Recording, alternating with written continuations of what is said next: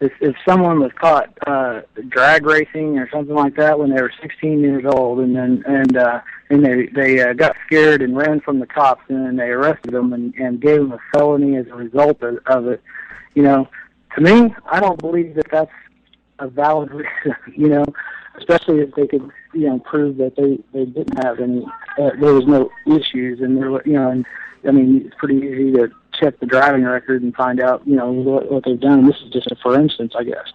But, right. You know what I'm saying? It's to me, it would not be, that would not be something that I would, if I was telling somebody whether they could have a gun or not, I would be okay with them having it. If they, but if somebody does something unsafe with one intentionally, then that would immediately they would not be able to have one. Okay. All right. So when you talk about violent crime, you're talking like felony offenses like murder and felony offense. Well, yeah, or assault. That kind of thing. Now, the reason I ask is because I happen to be the unlucky few. Actually, it's starting to become a majority of guys that got slapped with a domestic assault from his ex-wife, and right. and granted, if you look at my background check, yes, it'll come up domestic assault, but and that's where people usually stop reading, but they don't read where the actual charge, which was in fear of harm, or bodily harm or death. In other words, they felt threatened from whatever action. Right. There was no physical interaction or anything. It's just whatever you said or did made them feel threatened. And and to me, I call that the catch-all charge. Yeah, that would be hearsay, though. I mean, if it wouldn't hold up in a court of law, then why should it hold up elsewhere? Right. Well, I mean, it happened to me, and well, you're screwed then, as far as I'm concerned. Oh, yes. I got bent over, and I got it without the lube. Yes, I know. Yes. So, yeah. So, and we've all been pissed off. So, Right. Well, and that's been 6 years ago now. So, but because of that charge, I cannot work any medical jobs, which at the time. Okay. Go ahead. Now, here's what I think should be done, in that situation, and given that circumstances such as yours and that kind of thing. And I think that it would be the government would be well served to put committees together, for this, is to have a hearing, and say, okay, what really did happen? What are the facts here, and be able to at least plead your case in order to get accepted, and I think that would be a huge thing, that would help out a lot, in fact, because I think there are a lot of people out there in the same situation as you, and and that we've had a lot of people actually send us messages into on our main page and that kind of thing, saying with your same exact story, or something similar to it.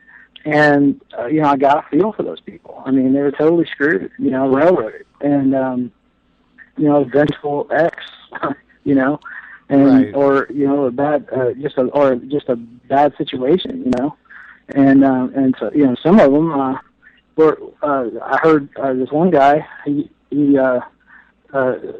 felt like his kid was threatened, and he got in a fight with somebody, and they arrested him, Yeah. And that type of thing, and when he was just trying to defend his kid, and I felt like that was really wrong. And so, if the government wants to really do something about this, then maybe they need to put together some committees to actually hear some of these cases, and decide what should stick and what should not stick as far as right. that goes. Well, and my argument, at least for my case, or anyone that is charged with the same kind of charge, is how are we to know if that person felt threatened? We were not inside that person's mind. We can't. I mean, who could honestly testify unless there's, witnesses that, saw them trembling or something like that or look scared, how are we to know? Well, if that be the case, then somebody has almost intentionally ran me off the road before, scared the living crap out of me. Okay, well, what makes that any different? It doesn't. That was assault with a deadly weapon, and not only vehicle. So, okay. But everybody goes on about their merry way. Okay. Now, you see what I'm saying? Yeah. Oh, I see what you're saying. Now Joe is asking a slew of questions here. Joe is known for that, by the way. He says, background checks are just another way for government to get into your life, because any criminal who really wants to kill people wouldn't get a firearm legally. Background checks wouldn't help at all. And he goes on to say, Lanza would have still killed those kids whether he had a background check or not. Well, he did, and he still did. So yeah, you're right. He's right about that. Right. And then he goes on to say, background checks are bad. They let the government know every citizen that buys guns. Not necessarily. No, because that's not true. No. I think he needs to do a little more research on that.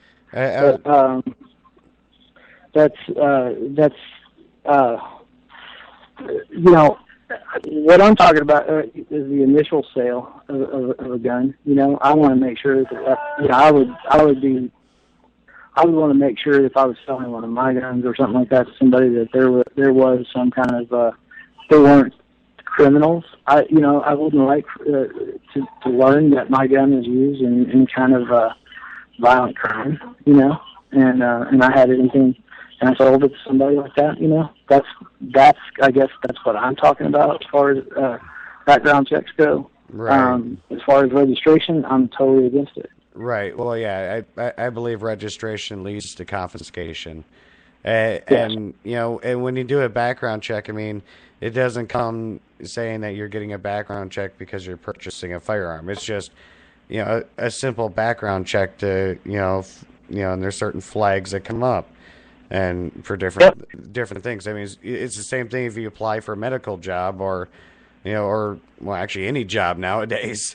You have to submit to a background check in most right. Places of employment. It's a checks and balances system that's not perfect, but no system really would be. But without anything in place, it would not be good. It would be more of a free-for-all type situation, and we really wouldn't need that, in my opinion. We need some sort of regulation on it, I guess. So that it doesn't keep. A criminal can't just go right in and buy one, or something like that. In my opinion, but and just walk right out with it, type of deal. Okay. But they can still get it elsewhere. It just makes it more difficult to do so, I guess. Okay. But actually, the other thing that it does is that people don't really realize is it protects those that the dealers, too, because they know that they're selling to an upstanding person. If they sold to somebody, a criminal, so to speak, and that had a violent felony of some sort, and they went out and killed somebody, then they would be liable. Okay. Okay. So and so the more lawsuits that affects the firearms industry. Right. Okay. So it's got more of an effect than just the immediate, you're violating my rights type of thing. You see what I'm saying? Yeah, I do. Now Chris is asking, so how do you, as a citizen, do a background check on another person when conducting a personal gun sale? Go through the FFL. FFL? Yeah, firearm dealer. Any firearm dealer has an FFL license. Okay. Go to one of them. They'll charge you $25 to $50 to do the transaction, and the guy buying it can pay for it if you don't know them. Okay. That's what I would. I mean, if you feel, you know, if I was doing it, that's what I would do. Okay, yeah. Well, and actually, it was a pretty good question because, you know, I wouldn't have known that. You know, that you go somewhere Yeah, I mean, just to do it. yeah, you can do that. I mean, if they're out of state, you can't do that. You can't sell it to them. You'd have to ship it to an FFL from their state. You know, and then an FFL dealer is a firearms dealer. You know, Right. But that's how that would work. You know, and if it's my buddy that I know that I shoot with all the time, no big deal. You know, and he's from the same state as me. I mean, that's legal. You know, you can do a transaction there. And but if it's somebody that I don't know, different situation, completely different situation, because you don't want to be liable for anything. You know, it's just to protect yourself. Right. Well, yeah. And maybe somebody else, you know. I mean, if somebody actually wants one, they're going to get it somehow or another. You know, they're going to be available, you know. And just because, and even if they confiscated every gun, they're still going to be out there, okay? So if they confiscate guns, then they'll confiscate them from the law-abiding citizens, not the people that are going to out there to do wrong with them anyway. Okay. So. Yeah, and they're basically they're saying in chat room that at that point the personal sale becomes registered. Not registered. No. Not registered. I mean, you're just doing a background check on a person. I mean, it does not register the firearm. Right. You can go to any website on the net. I mean, benverified.com. You know, you can run a background check on there, though it's probably not as accurate as the FBI database, but you know, I mean, that's one way of doing it. But you know, I you know, when I sold my Glock 40, you know, I sold it, you know, privately, you know, to a buddy of mine who actually worked for the sheriff's department. So I kind of figured, yeah, I'm pretty sure he passed the background check. Yeah, you know, probably okay. Yeah, well, it turns out, you know, he's now a city councilman. So, you know, so I'm like, too bad I don't live in that city anymore. But this is